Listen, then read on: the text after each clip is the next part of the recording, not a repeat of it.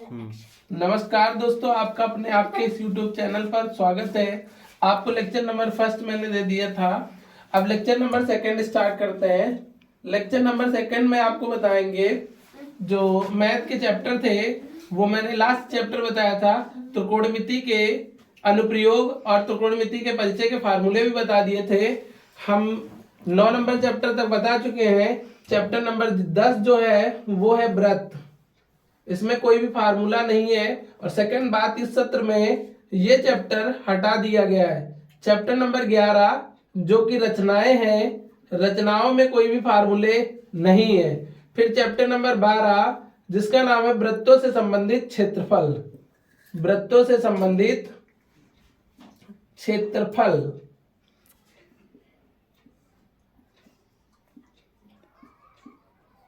इस चैप्टर में फार्मूले हैं, अभी मैं आपको फार्मूले बताऊंगा।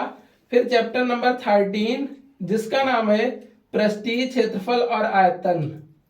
पृष्ठीय क्षेत्रफल और आयतन। फिर नेक्स्ट जो अगला चैप्टर है वो हमारा 14 नंबर चैप्टर है सांख्यिकी, जिसमें फार्मूले हैं कुछ, वो भी हम बताएंगे। फिर अगला नेक्स्ट चैप्टर नंबर 15 जो है वो प्रायिकता है, वो इस बार कोर्स से हटा दिया गया है। अगर बात करें वृत्तों से संबंधित क्षेत्रफल चैप्टर में फार्मूले कौन कौन से हैं वो बताते हैं आपको। सबसे पहला फार्मूला इस चैप्टर का, अगर बात करें वृत्त की, तो वृत्त कैसा होता है? ऐसी आकृति होती है, एक निश्चित केंद्र से एक बनाई गई गोल आकृति वृत्त कहलाती है। तो पहले बात करते हैं वृत्त के क्षेत्रफल की। तो क्षेत्रफल ये सब अंदर का भाग होता है, ये कहलाता है वृत्त का क्षेत्रफल। जो बाहर का भाग होता है इसे हम कहते हैं वृत्त की परिधि। क्या कहते हैं? वृत्त की परिधि। तो सबसे पहले फार्मूला लिखेंगे वृत्त का क्षेत्रफल। तो वृत्त का क्षेत्रफल क्या होता है? Pi r square. Pi r square. फिर बात करते हैं वृत्त की परिधि। तो वृत्त की परिधि का सूत्र जो होता है वो होता है 2 पाई आर। 2 pi r. फिर नेक्स्ट अगर बात करें, जैसे हम क्या करें, एक वृत्त को 2 त्रिज्याएं लेकर काट ले। जैसे ये एक आपका वृत्त बन गया। क्या बन गया? वृत्त बन गया। और कोई भी रेडियस लेके, रेडियस में मानता हूं आर लेके इतने भाग को काट लें, तो ये एक आकृति जो बन जाएगी वो बन जाएगी त्रिज्यखंड की। तो त्रिज्यखंड का क्षेत्रफल क्या होता है? त्रिज्यखंड का क्षेत्रफल बराबर थीटा बटे 360 गुणे पाई आर स्क्वायर। फिर अगर बात करें त्रिज्यखंड जो काटा गया है, इसमें एक चाप लग रहा है, इस चाप की लंबाई निकालना चाहे। चाप की लंबाई बराबर सूत्र बनेगा थीटा बटे 360 गुणे 2 पाई आर। फिर बात करते हैं, ये तो हमारा जो त्रिज्यखंड है वो बनेगा लघु। कौन सा बनेगा? लघु। अगर बात करें दीर्घ त्रिज्यखंड की, तो जो अन्य भाग बचा है उसे हम कहेंगे दीर्घ त्रिज्यखंड। दीर्घ त्रिज्यखंड का क्षेत्रफल। दीर्घ त्रिज्यखंड का क्षेत्रफल बराबर सूत्र होता है, क्या होगा? अगर बात करें वृत्त की, तो वृत्त के क्षेत्रफल से घटा दें, या तो हम 360 कोण से थीटा घटा दें और बटे 360 गुणे पाई आर स्क्वायर लिख दें। अगर बात करें इसमें एक हम वृत्तखंड बना दें, इस भाग को अगर यहां पर हम एक वृत्त बना दें ऐसे, तो ये बनेगा लघु वृत्तखंड। इसका अगर क्षेत्रफल निकालना हो, लघु वृत्तखंड का क्षेत्रफल, लघु वृत्तखंड का क्षेत्रफल बराबर सूत्र बनेगा त्रिज्यखंड का क्षेत्रफल, त्रिज्यखंड का क्षेत्रफल minus 1/2 r square sine theta.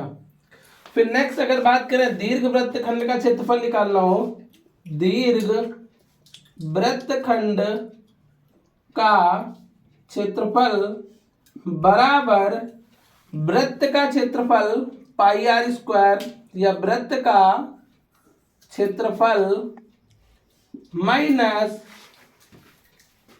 लघु वृत्तखंड का क्षेत्रफल, लघु वृत्तखंड का क्षेत्रफल।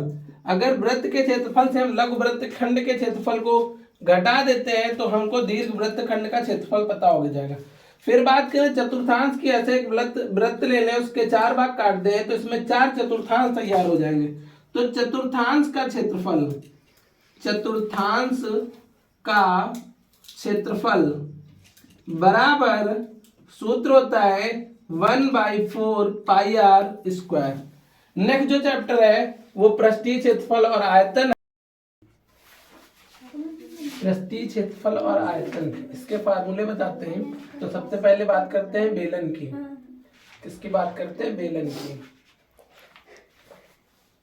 अगर बेलन की बात करते हैं तो बेलन का आयतन होता है और वक्र पृष्ठ होता है और संपूर्ण पृष्ठ होता है। तो सबसे पहले बेलन का आयतन लिखते हैं। यह आकृति किसकी है? बेलन की। तो सबसे पहला फार्मूला लिखेंगे बेलन का आयतन। बेलन का आयतन क्या होता है? Pi r square H. फिर नेक्स्ट बात करें बेलन का वक्र पृष्ठ। बेलन का वक्र पृष्ठ बराबर होता है 2 पाई आर एच।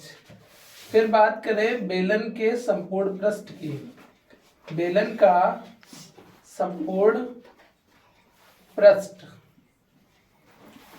संपूर्ण पृष्ठ का सूत्र होता है बेलन का वक्र पृष्ठ प्लस आधार का क्षेत्रफल 2 pi r h plus 2 pi r square.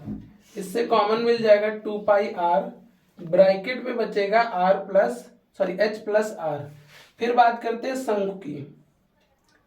अगर शंकु की बात करते हैं तो शंकु का आयतन निकाल कर लिखेंगे और वक्र पृष्ठ लिखेंगे और संपूर्ण पृष्ठ लिखेंगे। तो सबसे पहले शंकु का आयतन निकालें। शंकु का आयतन, शंकु का आयतन होता है 1/3 पाई आर स्क्वायर एच। फिर नेक्स्ट बात करें शंकु का वक्र पृष्ठ।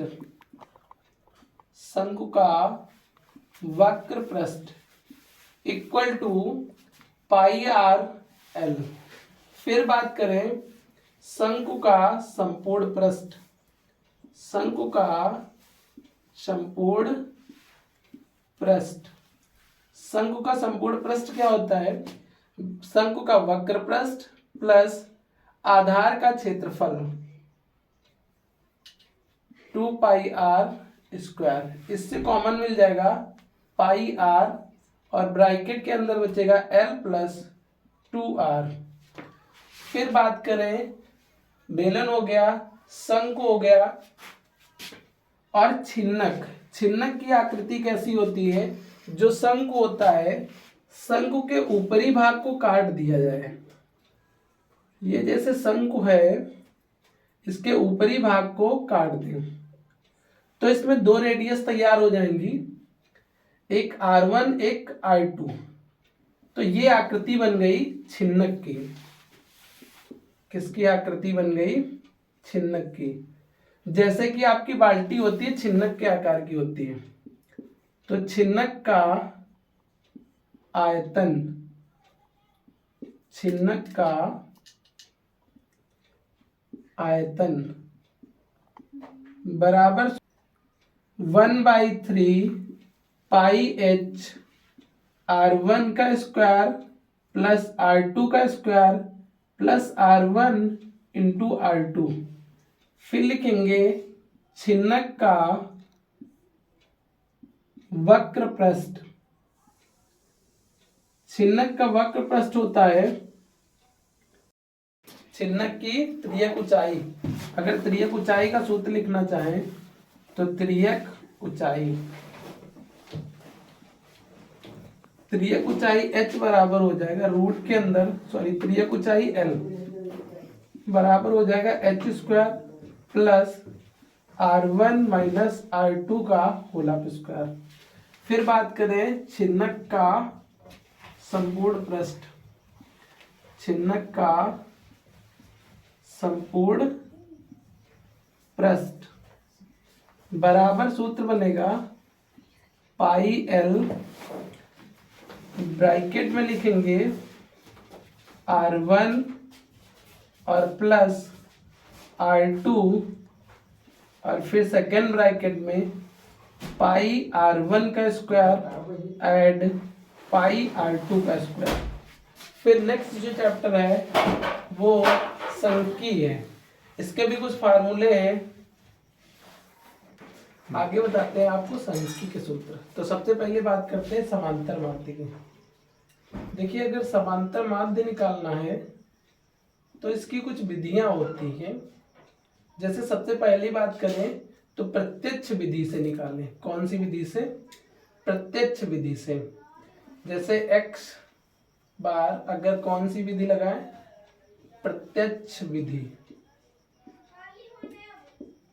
प्रत्यक्ष विधि का सूत्र होता है सिग्मा एफ आई एक्स आई बटे सिग्मा एफ आई। फिर दूसरा जो होता है पग विचलन विधि। पग विचलन विधि के लिए अगर माध्य निकालेंगे तो माध्य का सूत्र होता है, पग विचलन विधि का माध्य x बराबर सूत्र हो जाएगा a plus sigma f i u i बटे sigma f i into h. फिर एक और फार्मूला होता है कल्पित विधि। कल्पित विधि का सूत्र होता है, माध्य का अगर सूत्र निकालेंगे तो x बार बराबर a plus sigma f i d i बटे सिग्मा एफ आई।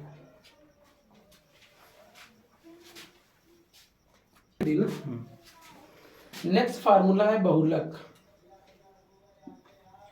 अगर बहुलक की बात करें तो बहुलक का सूत्र होता है L plus F1 minus F0 बटे 2F1 F2 minus F0 into H। Next एक और सूत्र होता है वो होता है माध्यक। माध्यक बराबर होता है L प्लस N बटे 2 माइनस CF बटे F इंटू H। बस ये चैप्टर यही समाप्त होता है। फिर टेक्स्ट प्रायिकता है जो इस सत्र में सिलेबस से हटा दिया गया है। नेक्स्ट लेक्चर आपको अगले वीडियो में बताएंगे।